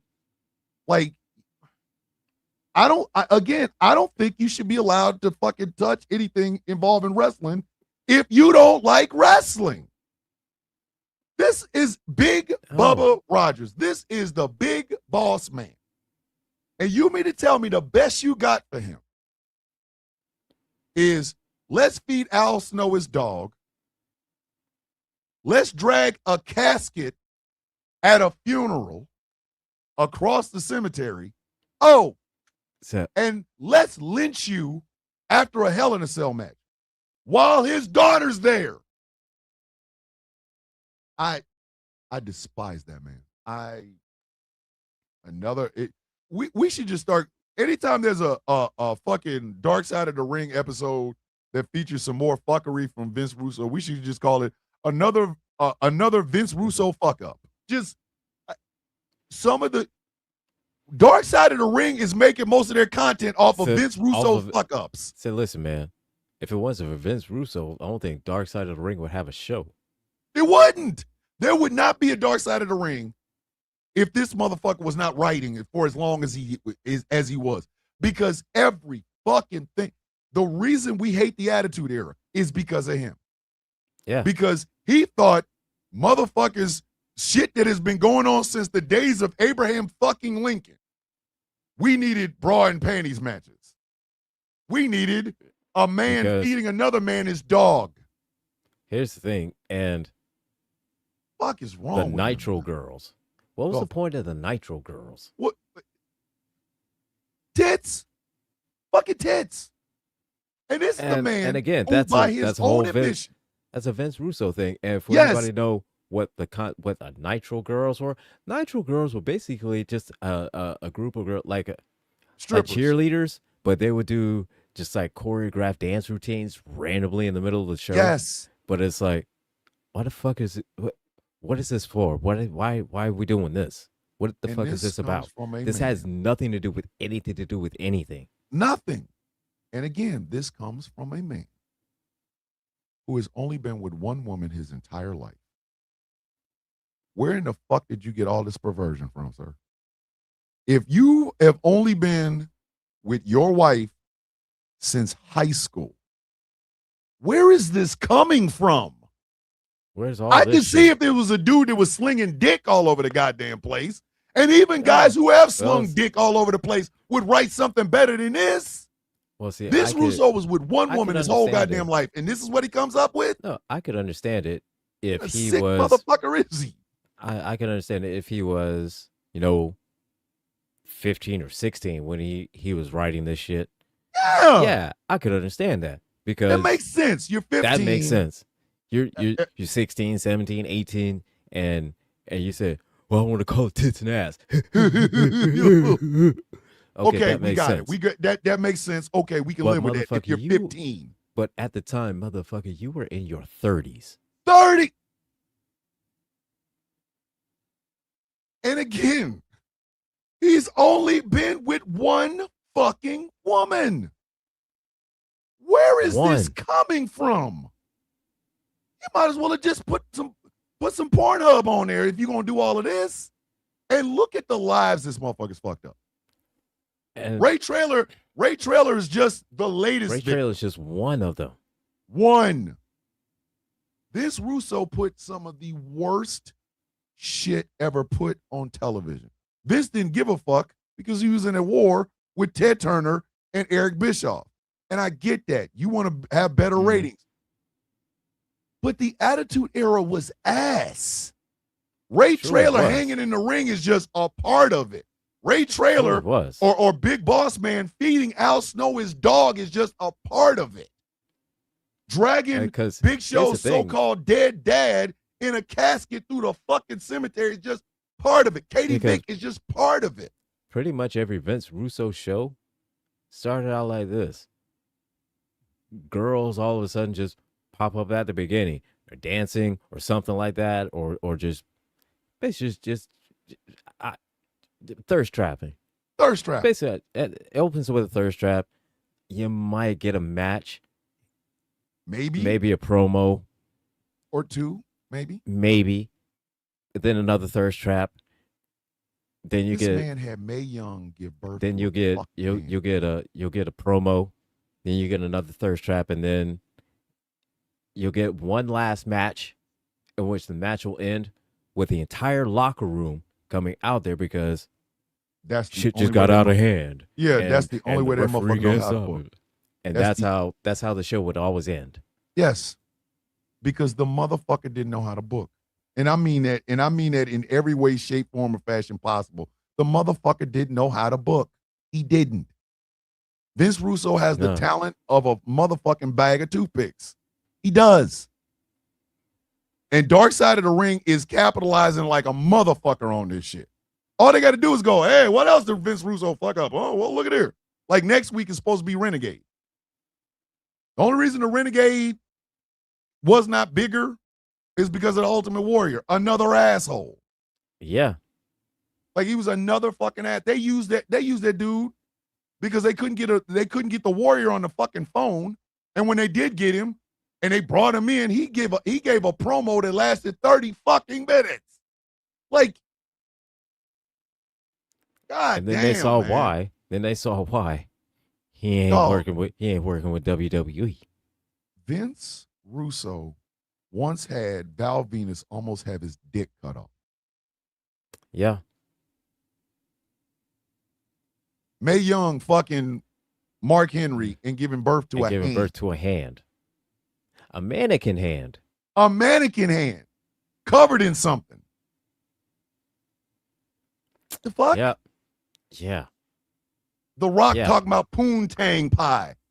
For a dude that ain't been with but one motherfucking woman, this is the horniest, disgusting son of a bitch I've ever seen in wrestling history. Like, fucking Stan Lane looks at Vince Russo going, hey, buddy, slow down. Hey, slow down. You're like, doing the most right now. You over here tripping. Stan Lane fucked everything that moved. Okay? Sweet Stan Lane fucked everybody. Him and Marty Jannetty fucked Marty Jannetty, what is it, Ricky Morton and Sweet Stan Lane fucked everybody. And all three of them looking at Vince Russo going, hey, buddy, slow down. say, whoa. That's all dip, no chip. They're partner. Wait a minute. And Ray Traylor was just another motherfucker that got hurt. Now, I understand his family has really, you know, they loved his smile. He was a great family man and shit. Yeah. But that's not, you know what I mean? Like, it doesn't matter how great of a person he was. It really doesn't. Because once you get your hand, once Vince Russo and Vince McMahon got their hands on you, it was pretty much a wrap. It was over. Whatever the fuck your idea of what the fuck wrestling was supposed to be, it don't matter now. Because here come Vince. Vince is like, oh, I like potty jokes. Vince Russo is like, I got you, bro. Next thing you know, here's Ray Traylor. We have a Vince McMahon Kiss My Ass Club. Oh, my God. I wonder if that was an idea. I wonder which one of them two Vince's idea that was. You know, somebody Probably really both. needs to write a book on this shit. Probably like, I'm not both. bullshit. I'm thinking probably both. Somebody really needs to write a book on that. Somebody needs to put pen to pad and write a book called The Two Vinces. How Vince McMahon and Vince Russo changed the modern wrestling landscape for the worst. Because Vince brought us WrestleMania and also brought us the Kiss My Ass Club. The only one, literally the only one that could probably be able to write that book is Cornette. If he started writing now, he could have it ready by next Christmas. And I would buy. I would petition Jim Cornette to come on this show just so we could promote it. And I'm not bullshit because there's no fucking way in hell. They changed the landscape of wrestling. We had to have a PG era because of the excesses of the Attitude Era. Because listen, Chris Benoit was always on steroids. He was always nuts. He was always nuts. All right. But he fit right the fuck in with this mess. Like here's a fucking technical fucking wizard in the ring, but the motherfucker is slowly but surely losing his goddamn mind because they always had to up the ante and up the ante and up the ante. The fucking first night they were there, fucking Eddie Guerrero broke his fucking arm. Like it was always something. And between those two Vinces, you was getting fucked up. You were getting fucked up. You were not getting quality in the ring wrestling. You was getting shit. You were getting pure dog shit. The plane ride from hell. You get the fucking Pat Patterson and Gerald Briscoe. Gerald Briscoe, one half of one of the greatest tag team heels of all time, the Briscoe brothers. Pat Patterson, the very first Intercontinental Champion. Yep. And you got these two grown-ass men in the ring in evening gown. You gave us the pestilence that is Sable. Owen Hart is dead because of you. I'm sorry. I'm with Roddy with that one. I am with Roddy Piper on that one. Vince Russo killed fucking Owen Hart. I said what I said. Yeah, he did. I believe that then. I believe it now, and I believe it to the day I die. Vince Russo killed motherfucking Owen Hart. How the fuck you put him in that goddamn dumbass blue blazer outfit again? It's Owen fucking Hart. One of the greatest technical wrestlers that has ever laced up a pair of fucking boots. And your dumbass put his ass up there in Kansas City, Missouri in a bullshit ass outfit. No wonder Martha doesn't want to fuck with any of y'all. Ray Traylor is just another victim. He's just unfortunate. And it's unfortunate part of his end is that he's another one. The simple fact is that you have to say he is another one. Another one. Like, please understand this. Another one. Either people are dead or their careers were injured, like over, completely over, thanks to this fucking idiot booking. No, I have never, ever not understood why Jim Cornette wants to kill him. I have never not understood it. Looking back on it, I should have held him so that Jim Cornette could stab his ass like motherfucking Brutus. Seriously. Like, we so much dog shit. And every week, Dark Side of the Ring is right there. They're like, hey, remember that bullshit that you lived through? Remember how fucked up it was? Here it is in documentary form. Remember this bullshit? Well, here's what happened behind the scenes, and this what led up to that bullshit. Yeah, here it is in documentary version with reenactments. Ooh, we gotta add somebody. I'm serious. Somebody needs to write that book. They need to look at the accumulated damage that was done to the wrestling business because Mr. of Cornette, Mr. James Cornette, sir. Mr. James E. Cornette, please, sir. Please. You're the only one that could write this book. You are literally the only one. Literally. Nobody else can write this goddamn book. Either you or Paul Heyman. And Heyman is still busy, so I think it might just be you. So, sir, please understand this. We hate Vince Russo as well. Not as much as you, but we do hate him. We will never hate him as much as you. No. There's no way we can achieve that much, but we do hate. We're both younger than you, and we can't hate him. And we hate his fucking guts. I'm surprised a fucking red ring from the Red Lanterns has not popped on on Jim Cornette's finger for the amount of hatred he has for this man. If you talk to Jim Cornette at any point about Vince Russo, just mention Vince Russo. His name. He's gone on hour-long diatribes, which would make him perfect to be the person to write a fucking book about the fucking insane fuckery that this motherfucker has put on it. Like, we're just watching Dark Side of the Ring to see what else did Vince Russo fuck up, because we don't even know. Yeah, we don't even know. They had 3 episodes. What we've seen is just what they've shown on TV. Yes. We never see what happens, what happened behind, behind the scenes. We never saw what happens, once that bullshit happened, what happened behind the curtain and the consequences. Process. The decision making that led up to it and the consequences of what happens after. Exactly. No, fucking Vince Russo fucked up a push of Dr. Death Steve Williams. Just because he didn't like JBL. And all because JBL was just a big, loud mouth. That's it. That's the only reason. That's it. And we're talking about Dr. Death Steve Williams. Had a legendary run in Japan. Him and Terry Gordy made up the Miracle Violence connection. He was a triple crown winner in All Japan. We're talking about the same Dr. Death Steve Williams that was a terror in the UFW. And he gets to the WWE, and because Vince Russo can't take a punch, and he's too pussy to go up to JBL and tell him he's a pussy, you come up with a concept that fucks up that man's presence in the WWE. Another Vince Russo fuck up. And not only just that, you fucked up the careers and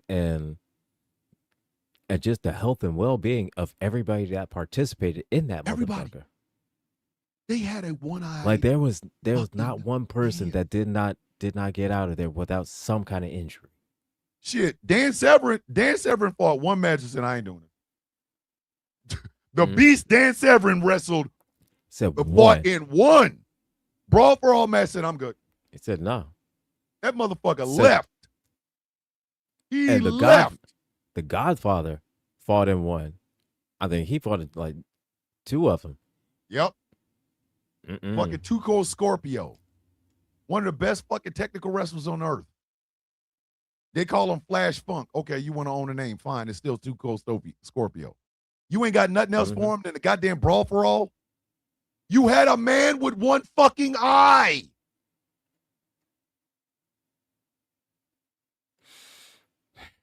We got to end this show.